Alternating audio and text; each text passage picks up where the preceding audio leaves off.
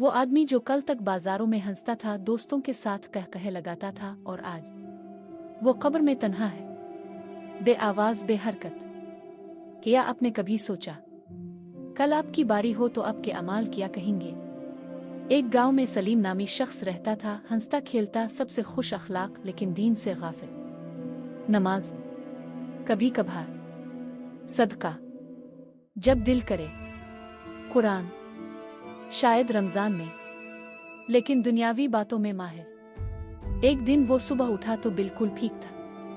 दोपहर को दोस्तों से बातें, शाम को चाय के साथ कह मगर रात को सलीम को दिल का दौरा पड़ा। बस एक लम्हा, जिंदगी खत्म। लोग आए, जनाजा पड़ा, दफनाया और चले गए। अब सलीम है, इसकी तन्हाई और उसके अमान। फरिश्ते पूछते हैं, तेरे रब का नाम क्या है?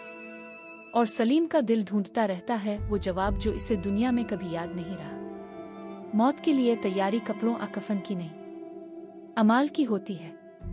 कल हम भी सलीम की तरह तन्हा होंगे। अगर आज आपकी जिंदगी का आखिरी दिन हो तो आपका सबसे पहला अमल क्या होगा?